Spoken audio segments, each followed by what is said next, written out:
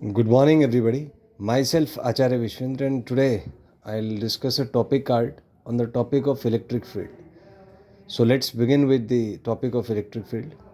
So the first point here is electric field is the interaction mechanism of electric charges.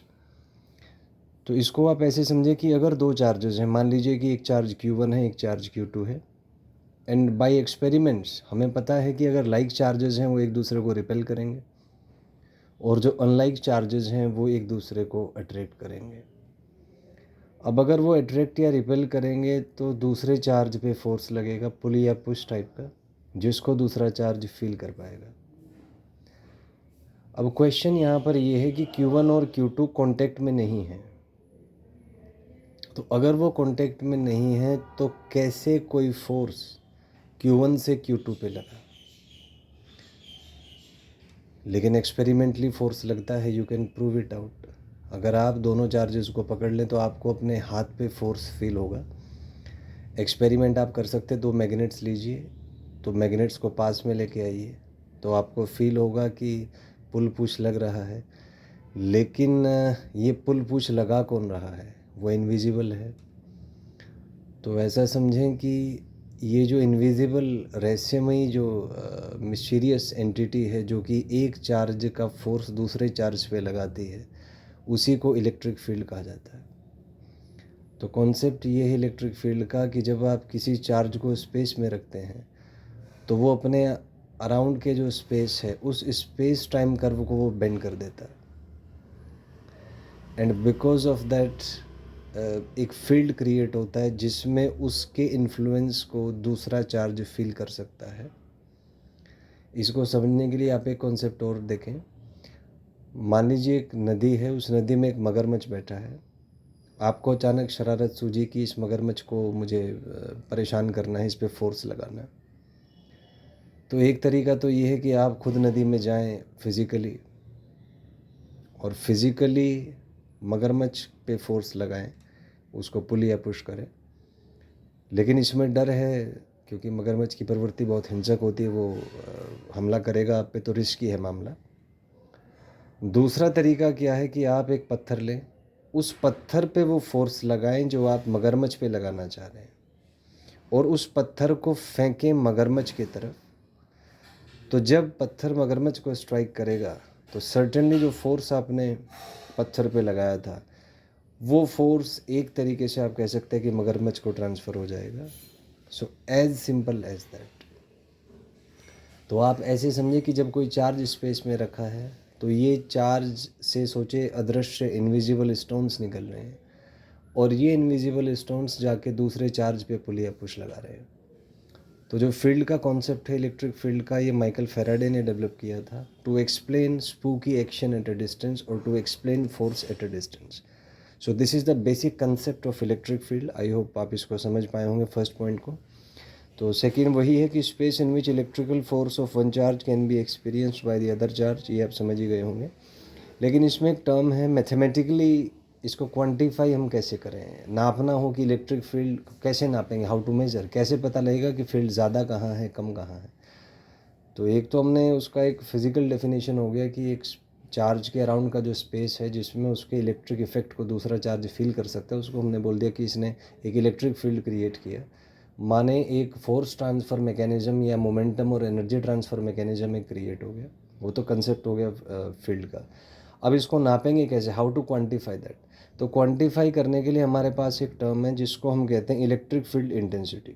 So electric field is quantitatively measured by vector E, जिसको हम electric field intensity कहते हैं। इसका definition क्या है कि आप मान लीजिए स्पेस के किसी पॉइंट पर आपको इलेक्ट्रिक फील्ड इंटेंसिटी फाइंड करना है। हालांकि जनरली इसको हम इलेक्ट्रिक फील्ड ही बोलते हैं, इंटेंसिटी टर्म सामान्यतः हम यूज़ में नहीं लेते, बट साइंटिफिकली जो करेक्ट टर्म है that is electric field intensity. So electric field का जो डेफिनेशन है वो है, आप एक चार्ज को रख दीजिए स्पेस में और उस चार्ज पे मान लीजिए कुछ फोर्स लगेगा, तो फोर्स अपॉन चार्ज का जो रेशो है उसको हम उस पॉइंट पे इलेक्ट्रिक फील्ड बोलते हैं। इसमें क्वेश्चन आता है कि इसमें लिमिट ली जाती है Q टेंडिंग टू ज़ीरो। इसका कारण है कि Q को हम कहते हैं test charge, and it is very small so that original charge configuration does not change. इसको स्मॉल इसलिए लिया जाता है ताकि जो ओरिजिनल कॉन्फ़िगरेशन है चार्जेस का कहीं वो डिस्टर्ब ना हो जाए। इसको समझने के लिए आप एक एनालॉजी से कंपेयर करें। मान लीजिए एक स्विमिंग पूल है और उसमें बहुत से लोग स्विमिंग कर रहे हैं, तो उन सबको आप चार्जेस मान लीजिए और उनकी वजह से हमें किसी पॉइंट पर एक इलेक्ट्रिक फील्ड कैलकुलेट करना है, मान लीजिए स्विमिंग पूल के किसी पॉइंट पर। अब उसमें मेरे पास अलग अलग ऑप्शन है कि उस पॉइंट पर मैं किसको रखूँ, वहाँ पे किस चार्ज को रखूँ। तो ऑप्शन मान लीजिए एक चूहा है हमारे पास, एक बिल्ली है, एक डॉगी है और एक एलिफेंट है। तो जब हम इन सबको उस स्विमिंग पॉइंट के उस पॉइंट पे मान लीजिए ड्रॉप करते हैं, तो आप सोचें जब आप चूहे को ड्रॉप करेंगे तो कोई ख़ास इम्पैक्ट पड़ेगा नहीं। हालांकि जैसे ही चूहा ड्रॉप होगा तो उसकी वजह से वेव्स बनेंगे, उन वेव्स का एक सर्टेन एम्पलीट्यूड होगा और जितने भी स्विमिंग पूल के अंदर लोग हैं उन सबको उसका इम्पैक्ट फील होगा, बट थोड़ा कम होगा। बिल्ली को आप डालेंगे उस पॉइंट पे तो बिल्ली का इम्पैक्ट थोड़ा ज़्यादा होगा, डॉगी को डालेंगे थोड़ा और ज़्यादा होगा। लेकिन सोचें अगर आप हाथी को ड्रॉप कर दें उस पॉइंट पे तो इसका इम्पल्स इतना ज़्यादा होगा कि जो स्विमर उस स्विमिंग पूल में है वो बाहर आ जाएंगे। इतना तगड़ा, इतना ज़्यादा उन पे फोर्स लगेगा क्योंकि वेव जनरेट होगी, उसकी वजह से प्रेशर चेंज होगा, प्रेशर चेंज होने की वजह से वहाँ पे एक बाइंड फोर्स लगेगा बॉडीज़ पे और उसका एम्पलीट्यूड इतना ज़्यादा होगा कि लोग बाहर आ जाएंगे। आपने वीडियोज़ वगैरह देखे होंगे, तो उसमें यह है कि अगर बहुत भारी मास को आप उस स्विमिंग पूल में कूदा दें तो उसके इम्पैक्ट की वजह से प्रेशर चेंज होगा और प्रेशर चेंज इतना ज़्यादा होगा क्योंकि because of the large mass of the elephant कि वो बाकी चार्जेस बाहर आ जाएंगे। तो जब चार्जेस बाहर आ जाएंगे तो उस पॉइंट पर आप इलेक्ट्रिक फील्ड एग्जैक्टली कैलकुलेट नहीं कर पाएंगे, उसमें बहुत ज़्यादा एरर आ जाएगा क्योंकि जो ओरिजिनल कॉन्फ़िगरेशन है चार्जेस की वो चेंज हो गई है। So this is the explanation that why test charge is taken as extremely small. तो चूहे से आप कंपेयर कर लीजिए, जिससे जो ओरिजिनल चार्ज कॉन्फ़िगरेशन है जिसकी वजह से हम इलेक्ट्रिक फील्ड निकालना चाहते हैं ताकि वो डिस्टर्ब ना हो। तो ये इसका कॉन्सेप्ट था। Next point is electric field के डायमेंशंस पे आपसे बात करूँगा। तो डायमेंशन ऑफ इलेक्ट्रिक फील्ड होगा dimension of force by dimension of charge. Force का डायमेंशन होता है m1l1t-2, चार्ज का i1t1। तो इसको आप सोल्व करेंगे, ये आ जाएगा आपका m1l1t-3 i-1। एक तो ये डायमेंशन हो गया। एक कई बुक्स में मेंशन है केवल फोर्स बाई क्यू, तो क्यू को अगर हम फंडामेंटल मान लें तो उसके अकॉर्डिंग ये आ जाएगा m1l1t-2 q-1, where Q is the charge. अब इसमें स्टैटिस्टिकल कुछ पॉइंट्स हैं, कुछ फैक्ट्स हैं इलेक्ट्रिक फील्ड से रिलेटेड। जैसे ऐसा यूनिट, तो ऐसा यूनिट हो जाएगा न्यूटन पर कूलम, या इसको न्यूटन पर एम्पियर सेकंड भी कहा जा सकता है क्योंकि कूलम आपका एम्पियर सेकंड होता है। या इसको अगर डिमेंशनली हम बात करें तो केजी मीटर सेकंड -3 एम्पियर -1 आ सकता है, या केजी मीटर सेकंड -2 कूलम -1। ये जो लास्ट के जो पॉइंट्स हैं इसको अलग अलग तरीके से इंटीग्रेट करना, ये जेईई एडवांस के यूनिट डायमेंशन का जो चैप्टर है उसके पीवाईक्यूज़ में कई बार इस तरह के क्वेश्चन पूछे गए हैं कि किसी फिजिकल क्वांटिटी को अलग अलग तरीके से आप कैसे एक्सप्रेस कर सकते हैं। मैच द कॉलम टाइप का पीवाईक्यूज़ में जेईई एडवांस में क्वेश्चन आया था। तो ये इसलिए इंपॉर्टेंट है कि उसके सारे पर्सपेक्टिव में उसको हमें पता हो कि इसको कितने मल्टीपल तरीके से आप लिख सकते हैं। नेक्स्ट यहाँ पे कॉन्सेप्ट आता है CGS unit of electric field. तो इसमें एक इंपॉर्टेंट कॉन्सेप्ट है, फोर्स का सीजीएस यूनिट डायन है, लेकिन कूलम का जो सीजीएस यूनिट होता है इट इज़ कॉल्ड ईएसयू या स्टेट कूलम या फ्रैंकलिन, तीनों एक ही बातें हैं। तो इसके 3 फॉर्म्स आ जाएंगे, डायन बाई ईएसयू या डायन बाई स्टेट कूलम या dyne by franklin. ESU, franklin या स्टेट कूलम के बारे में एक बात है कि 1 coulomb is equal to 299,792,458 ESU which is रफली 3 × 10⁻⁹ ईएसयू। बात नंबर 1।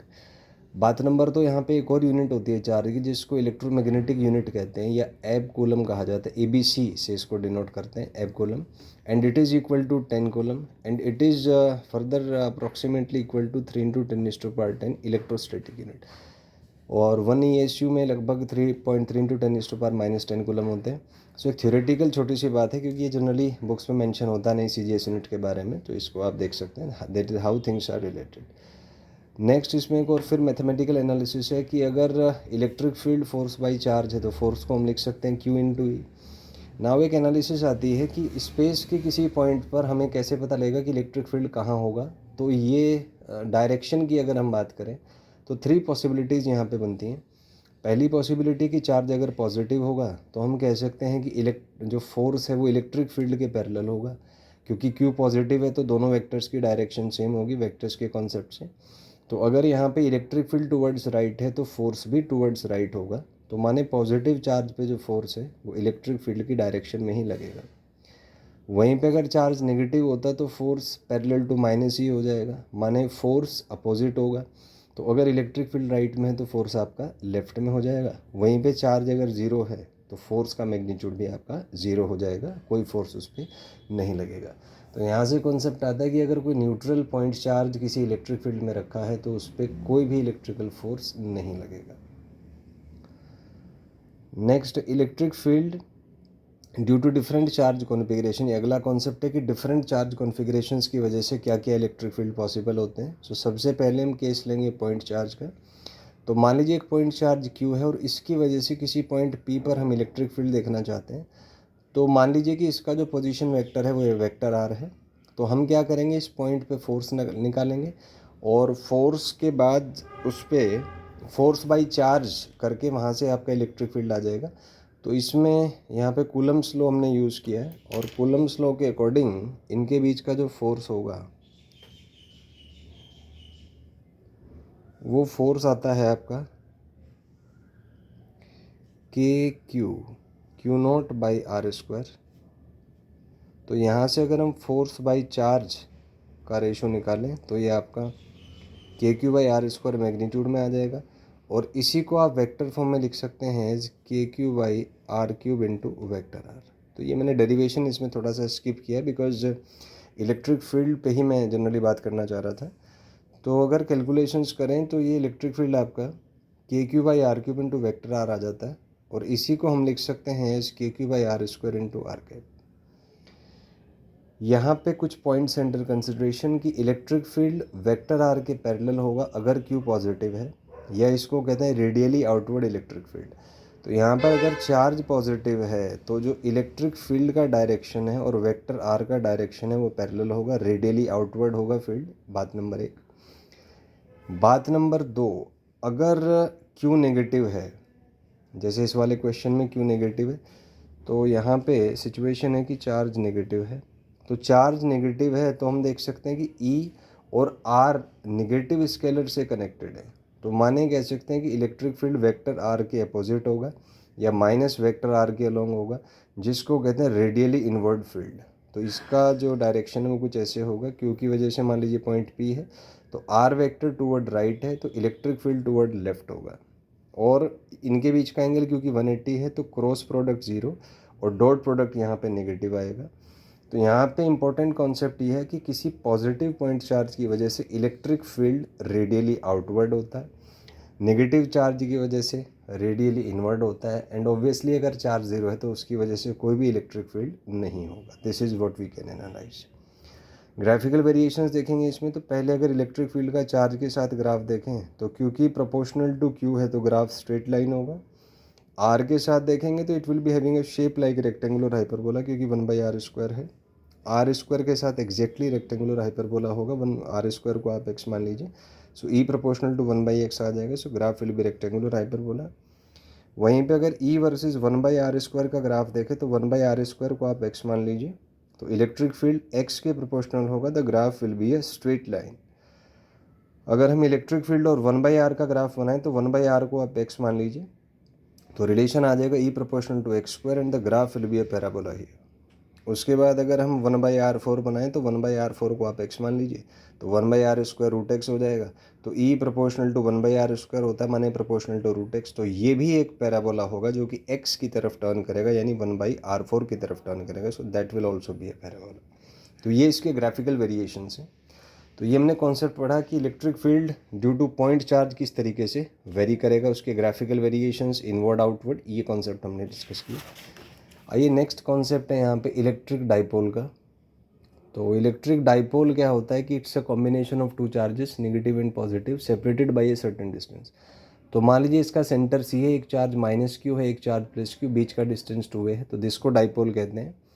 यहाँ पे एक टर्म है वेक्टर भी जिसको डाइपोल मोमेंट कहा जाता है, and this dipole moment is equal to q into 2a into n cap, जहाँ पे एन कैप एक यूनिट वेक्टर है -q से लेके +q के बीच में।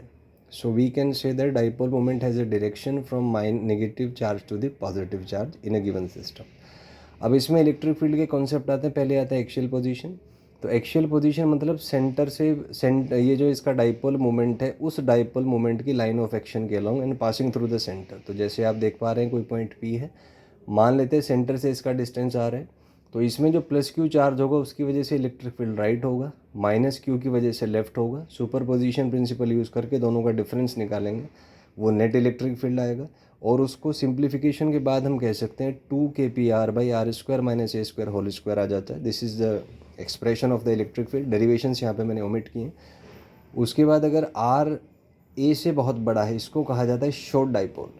तो अगर शॉर्ट डाइपोल है तो r² माइनस a² को आप लगभग r² लिख सकते हैं। और जब लगभग r² लिखेंगे तो ये r4 हो जाएगा, ऊपर r है तो कैंसिल होके 1/r³ आ जाएगा। तो यहाँ से अगर एनालिसिस देखें तो पहली चीज़ इलेक्ट्रिक फील्ड डाइपोल मोमेंट के प्रोपोर्शनल है, दूसरा 1/r³ के प्रोपोर्शनल होता है। तो ये इंपॉर्टेंट है कि एक शॉर्ट डाइपोल का जो इलेक्ट्रिक फील्ड है it is proportional to 1/r³। और अगर हम शॉर्ट डाइपोल की बात करें, इसमें एक चीज़ और है कि अगर हम डिस्टेंस को डबल करते हैं तो इलेक्ट्रिक फील्ड 1/8 टाइम्स हो जाएगा, डिस्टेंस को n टाइम्स कर दें तो इलेक्ट्रिक फील्ड 1/n³ टाइम्स हो जाएगा। This is the analysis that we can make. अब इसके थोड़े ग्राफिकल एनालिसिस देखेंगे। जैसे E और P के बीच का ग्राफ है, स्ट्रेट लाइन होगा, E वर्सेस R का shape like rectangular hyperbola. Distance बढ़ाने से इलेक्ट्रिक फील्ड घटेगा, डिस्टेंस घटाने से इलेक्ट्रिक फील्ड बढ़ जाएगा। और अगर हम किसी दो पॉइंट पे इलेक्ट्रिक फील्ड का रेशो ले रहे हैं तो ये R के इन्वर्स क्यूब के प्रोपोर्शनल होगा। So E1/E2 will be R2/R1 whole cube. So this is the analysis that we can make regarding the electric field. Next इसमें एक और एनालिसिस है, इलेक्ट्रिक फील्ड डाइपोल मोमेंट के पैरेलल होता है एक्शियल पोजीशन पे। तो इसका मतलब है कि डाइपोल मोमेंट वेक्टर और electric field vector axial position पे पैरेलल होंगे, माने इनका क्रॉस प्रोडक्ट 0 होगा और डॉट प्रोडक्ट पॉजिटिव आएगा। नेक्स्ट चलते हैं इक्वेटोरियल पोजीशन पे। तो इक्वेटोरियल का मतलब है कि जो इनका डाइपोल मोमेंट है उसके परपेंडिकुलर एंड सेंटर से पास करता हुआ। तो आफ्टर कैलकुलेशंस अगर हम देखें तो सिंपल एनालिसिस से कह सकते हैं कि इलेक्ट्रिक फील्ड डाइपोल मोमेंट के अपोजिट होता है। तो उसमें यहाँ से माइनस क्यू से अगर आप इसको देखेंगे तो इलेक्ट्रिक फील्ड कुछ ऐसे आएगा, रेडियली इनवर्ड, और इसकी वजह से अगर आप देखेंगे तो ये रेडियली आउटवर्ड आएगा। दोनों के मैग्नीट्यूड सेम होंगे क्योंकि डिस्टेंस सेम है, तो इनका जो रिजल्टेंट है वो बीच में से पास करेगा एंगुलर बाइसेक्टर से। तो वेक्टर के कॉन्सेप्ट से ये आता है। और फाइनली अगर हम कैलकुलेट करें तो आफ्टर सिंप्लीफिकेशन इसका वैल्यू आता है -kp/r² plus a² ⁻³ after simplification of this. तो यहाँ से अगर आप देखें तो पहली चीज़ है electric field is parallel to negative of dipole moment, माने डाइपोल मोमेंट के अपोजिट है, बात नंबर 1। बात नंबर 2, क्रॉस प्रोडक्ट 0 होगा। बात नंबर 3, डॉट प्रोडक्ट नेगेटिव होगा। तो इक्वेटोरियल पोजीशन पे इलेक्ट्रिक फील्ड और डाइपोल मोमेंट के रिस्पेक्ट में ये बात हम बोल सकते हैं। नेक्स्ट क्वेश्चन आता है फॉर शॉर्ट डाइपोल। तो इसमें r² प्लस a² को आप r³ से अप्रॉक्सीमेट कर दीजिए। So electric field will be -kp/r³। So this is the analysis that we can make. इन दोनों इक्वेशन से हम एक चीज़ कह सकते हैं कि एक्शियल और इक्वेटोरियल पे जो इलेक्ट्रिक फील्ड्स का रेशियो होगा -2 आएगा। माइनस से मेरा मतलब है कि डायरेक्शन अपोजिट होगी। एक्शियल पोजीशन पे डाइपोल मोमेंट के अलोंग होता है और इक्वेटोरियल पे उसके अपोजिट होता है। मतलब एक्सिस से इक्वेटर तक घूमने पे इलेक्ट्रिक फील्ड 180 डिग्री से रोटेट हो जाता है, ये कह सकते हैं। और अगर हम मैग्नीट्यूड्स का रेशो लिखें तो वो 2 आ जाएगा। इसमें थर्ड कॉन्सेप्ट है जनरल एंगुलर पोजीशन पे। तो इसमें क्या है कि मान लीजिए हमें किसी पॉइंट पी पे इलेक्ट्रिक फील्ड निकालना है जो कि डाइपोल मोमेंट से थीटा एंगल पे। इसमें एजम्पशन है कि शॉर्ट है इलेक्ट्रिक डाइपोल। तो अगर हम इसको रिजॉल्व करें तो ये पी कॉस थीटा और पी साइन थीटा के आप कंपोनेंट कर लीजिए। तो आप देखें कि ये जो पी कॉस थीटा वाला कंपोनेंट है ये पॉइंट पी, इसके लिए एक्शियल पोजीशन होगा। तो एक्शियल के लिए हमने डिराइव किया था इलेक्ट्रिक फील्ड 2kp/r³ होता है। तो उसके कॉन्सेप्ट से E1 आ जाएगा आपका 2kp cos θ/r³, क्योंकि डाइपोल मोमेंट यहाँ पर p cos थीटा है। तो ये आपने E1 कैलकुलेट कर लिया। सिमिलरली ये जो p sin थीटा वाला डाइपोल मोमेंट है, आप देख सकते हैं कि इसके लिए पॉइंट p क्योंकि perpendicular to the dipole moment हो जाएगा। तो इसका मतलब यहाँ पे electric field opposite to the dipole moment होगा E2। और हमें पता है कि इक्वेटोरियल पोजीशन में इलेक्ट्रिक फील्ड kp/r³ होता है। तो p की जगह p sin थीटा पुट करेंगे तो E2 यहाँ से kp sin θ/r³ आ जाएगा। अब जैसा कि आप ट्रायंगल में देख सकते हैं E1 और E2 जो हैं वो आपस में परपेंडिकुलर हैं। मान लीजिए रिजल्टेंट कुछ ये आता है अल्फा एंगल पे, तो ये क्योंकि परपेंडिकुलर है तो net electric field √E1² plus E2² आएगा। वैल्यूज़ आप सब्सटीट्यूट कर दीजिए यहाँ पे। सो यहाँ पे आ जाएगा kp/r³ कॉमन और अंदर हो जाएगा 4 cos² theta plus sin² theta. और इसको जब आप सिंप्लीफाई करेंगे, क्योंकि cos square theta plus sine square theta 1 होता है, तो ये root under 1+3 cos square theta आ जाएगा। तो यहाँ से किसी पोजीशन पे जनरल आर थीटा पोजीशन पे जो इलेक्ट्रिक फील्ड का मैग्नीट्यूड है वो KP/r³ root under 1+3 cos square theta हो जाएगा। यहाँ पे एक इंपॉर्टेंट चीज़ है कि अगर हम एंगल अल्फ़ा देखना चाहें, सो ट्राइंगल में हम देख सकते हैं कि tan अल्फ़ा होगा E2/E1। तो E2 और E1 की वैल्यूज़ आप सब्सटीट्यूट कर दीजिए तो tan θ/2 आ जाएगा। तो यहाँ से आपका एक्सप्रेशन आ जाएगा alpha is tan inverse of tan θ/2। ये यहाँ से आप देख सकते हैं। अब इसमें एक चीज़ ध्यान देने की है कि जो नेट इलेक्ट्रिक फील्ड है वो डाइपोल मोमेंट से अल्फ़ा एंगल पे है, और डाइपोल मोमेंट इस लाइन ऑफ एक्शन से अल्फ़ा एंगल पे है, और डाइपोल मोमेंट और इस लाइन के बीच का एंगल थीटा है। तो यहाँ पे अगर मैं डाइपोल मोमेंट और इलेक्ट्रिक फील्ड के बीच का एंगल देखना चाहूँ तो मैं एक लाइन ड्रॉ कर लेता हूँ यहाँ से डाइपोल मोमेंट के पैरेलल। तो आप देख सकते हैं अगर ये एंगल थीटा है तो ये एंगल भी थीटा होगा। तो माने ये जो एंगल है इलेक्ट्रिक फील्ड और डाइपोल मोमेंट के बीच का, ये आ जाएगा जी थीटा प्लस अल्फ़ा। अब यहाँ पे एक इंपॉर्टेंट कॉन्सेप्ट आता है, अगर कोई पूछ ले आपसे कि कितने एंगल पर इलेक्ट्रिक फील्ड डाइपोल मोमेंट के परपेंडिकुलर होगा, तो जब परपेंडिकुलर होगा तो ये एंगल 90 आएगा, और ये हमने प्रूव किया कि ये एंगल है थीटा प्लस अल्फ़ा। तो यहाँ से हम कह सकते हैं थीटा प्लस अल्फ़ा होगा 90 डिग्री, सो अल्फ़ा होगा 90 माइनस थीटा। तो tan अल्फ़ा को हम लिख सकते हैं tan ऑफ 90 माइनस थीटा, जो हो जाएगा cot थीटा। अब tan अल्फ़ा को tan θ/2 लिखा जा सकता है, ऊपर से जो हमने ड्राइव किया था। So tan θ/2 is cot theta and cot theta is 1/tan theta. इसको इधर ले जाइए तो आ जाएगा tan square theta is 2 which gives us tan theta is √2। So यहाँ से थीटा आ जाएगा आपका tan inverse of √2 which is approximately 54.73 degree. तो 54.73 डिग्री या tan इनवर्स ऑफ √2 एंगल पे इलेक्ट्रिक फील्ड डाइपोल मोमेंट के परपेंडिकुलर होगा। बहुत ही अच्छा कॉन्सेप्ट है, कई बार नीट और जेईई मेन के PYQs में पूछा गया है, तो यहाँ से ड्राइव हो जाता है। नेक्स्ट है, अब इसी के स्पेशल केसेस हैं कि जो थीटा पोजीशन पे इलेक्ट्रिक फील्ड का मैग्नीट्यूड है that is KP/r³ root under 1+3 cos square theta. तो इसी में अगर हम थीटा को 0 रखें तो नेट इलेक्ट्रिक फील्ड 2KP/r³ आएगा, जो कि सिंपली रिड्यूस होता है हमारा एक्चुअल पोजीशन वाले इलेक्ट्रिक फील्ड से।